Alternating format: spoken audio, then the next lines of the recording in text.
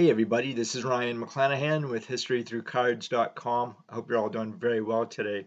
In this video, I want to tell you about the amazing life and career of Roger Doc Cramer. This is a 1934 batter-up. The company that issued this set is not on here, but it's the National Chicle Company. They haven't been a company since 1937. The company is no longer around, but the building that it was situated in, which is at 805 Main Street in Cambridge. At some point, I will talk about the National Chicle Company in greater detail because it's really fascinating stuff. But this card was not easy for me to try to get a hold of. It was a little on the expensive side, as I think many of his particular cards are. This cost me like 25 bucks, and you're probably like, oh, that's really cheap. Yes. Um, so I didn't really want to spend that, but you probably could get this card for 20 bucks if you really wanted.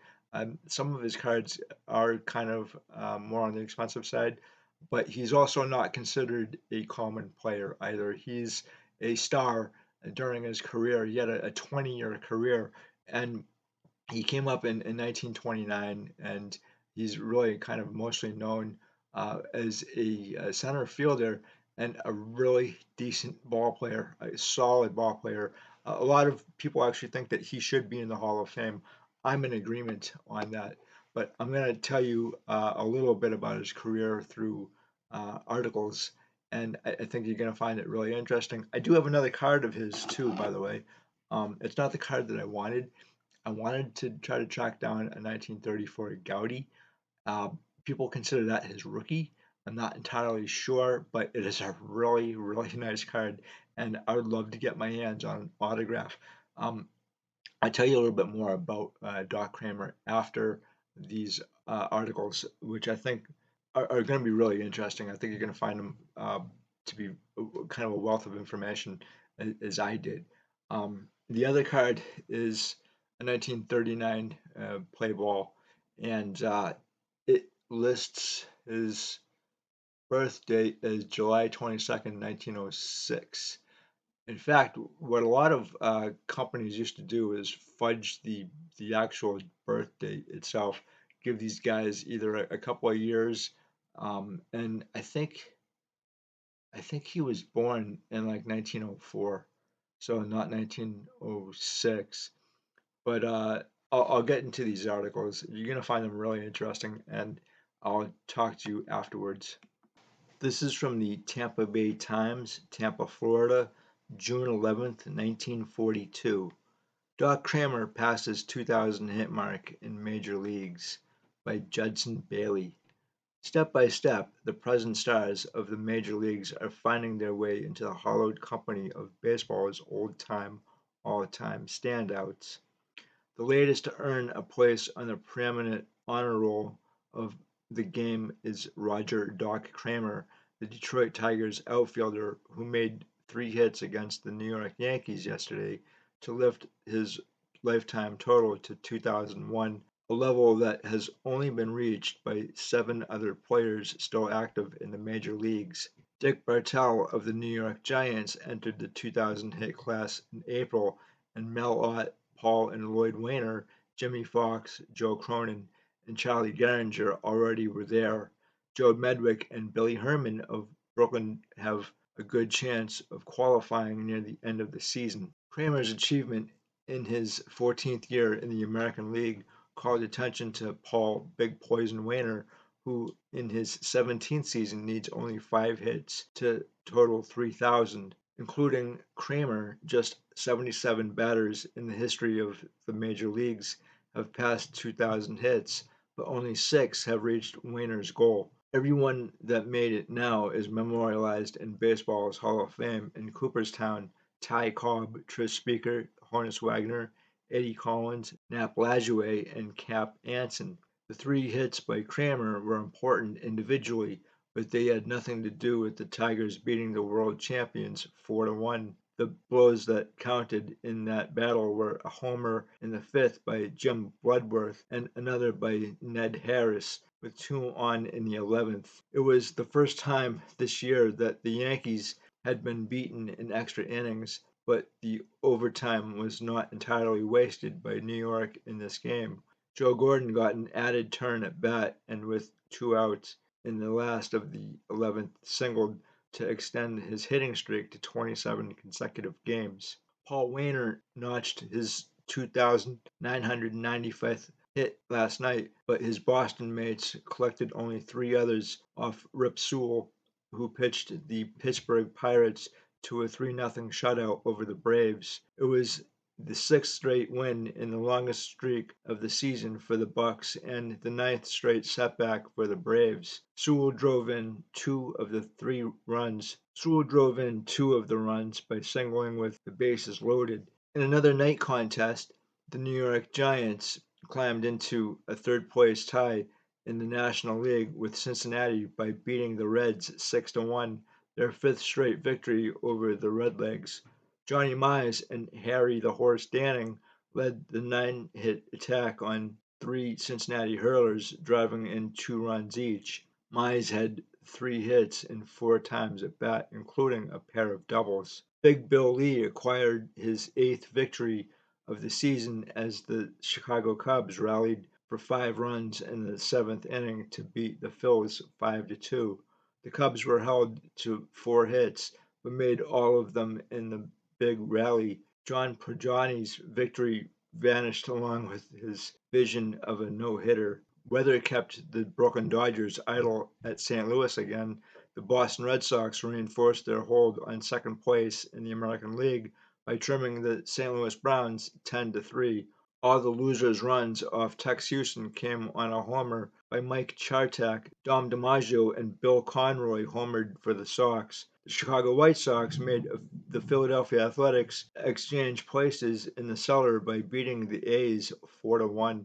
The Cleveland Indians, held scoreless for 8 innings by Buck Newsome, moved ahead with a 3-run rally in the ninth, but had to go 12 innings to beat the Washington Senators 4-3 in a night game. The Senators had tied the score in their half of the ninth with the help of an error by Lou Boudreau. Ray Mack scored the winning run. He singled, moved to third on a double by Otto Dennings, and came home on a fielder's choice, scoring on a close play at the plate. This is from the Asbury Park Press, Asbury Park, New Jersey, September 12, 1990. Acclaimed to fame, Doc Cramer's baseball feats have been slighted. Some of his friends believe that Roger Doc Cramer, who died at his Stafford Township home Sunday at the age of 85, belongs in baseball's Hall of Fame. Consider these achievements: a lifetime batting average of .296 over 19 American League seasons, including 8 years when he hit .300 or better 5 times, an all-star center fielder between 1935 and 1940, the only American leaguer ever to go 6 for 6 at the plate twice in 9-inning games, 7-time league leader in at-bats, a major league record, and in 1940, league leader in base hits with 200, 21 more than a youngster named Joe DiMaggio. Sports writers once called Cramer Flit after the then popular insect spray because he was considered death to fly balls. That's funny. Cramer was discovered while pitching semi-professional ball in his native Beach Haven in the 1920s, but when he hit .404 one season in the minor leagues, his pitching career ended.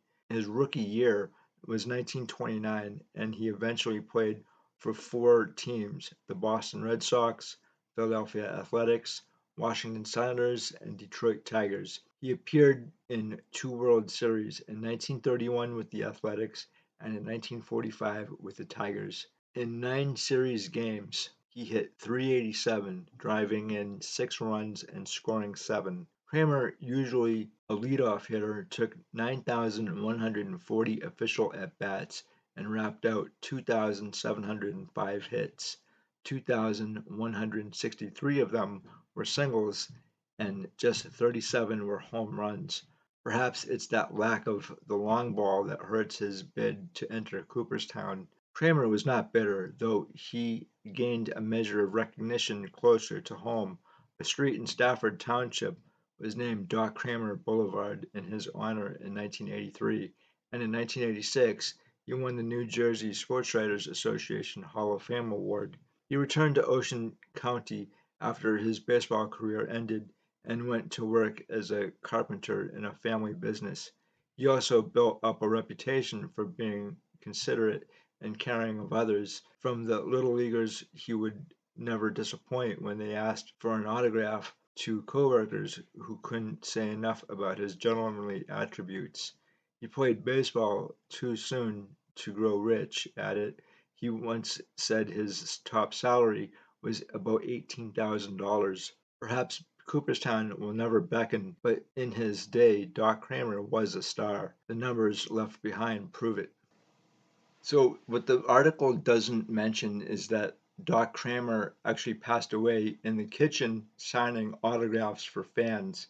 And I've never actually heard of this happening, but when they found him, he had a bunch of autographs there, and he actually, I think, had sent out a bunch earlier as well. So he really loved the fans, and it shows. It really does.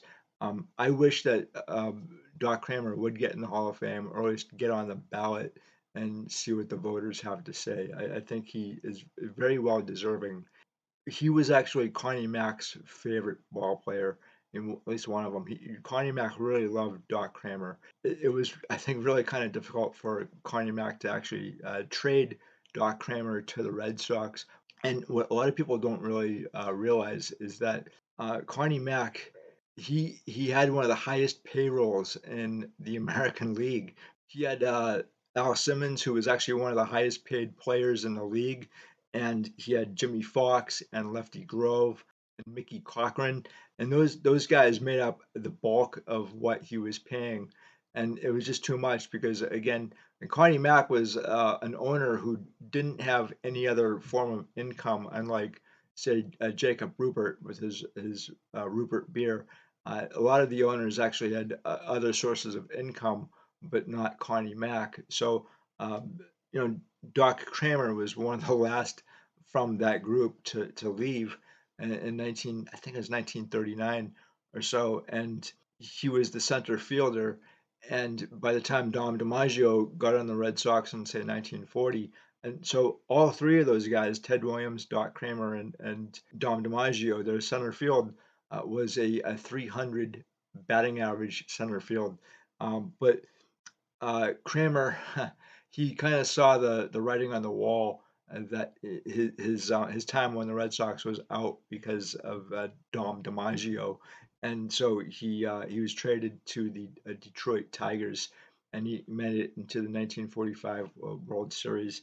But again, I think he's a great player, and I followed his career through the newspapers, and I've known about him for forever, and I always was very impressed by his statistics and who he was as a person. So I think his induction into the Hall of Fame could only help the Hall of Fame and him. His cards, they could be a little more cheaper. I don't like to pay a whole lot for players like him. He's not in the Hall of Fame, but his cards are kind of like Hall of Fame money. So, and that's the one thing I don't like about it. They are getting pretty expensive. A lot of collectors too are kind of complaining about the rise of the value of some of these cards from baseball, and it's kind of like hurting the hobby in a way. I like to see more people get into the vintage side of the hobby, and baseball is kind of like very difficult to enter now, vintage baseball, because it's getting so expensive. Ridiculous is a good word, I would say. Anyway, guys, I really wanted to introduce you to Doc Cramer, and I think he and Ted Williams got along pretty well. I've heard some conflicting stories about that when he was on the Red Sox. Doc Cramer really didn't like Ted Williams' antics, that he was kind of juvenile.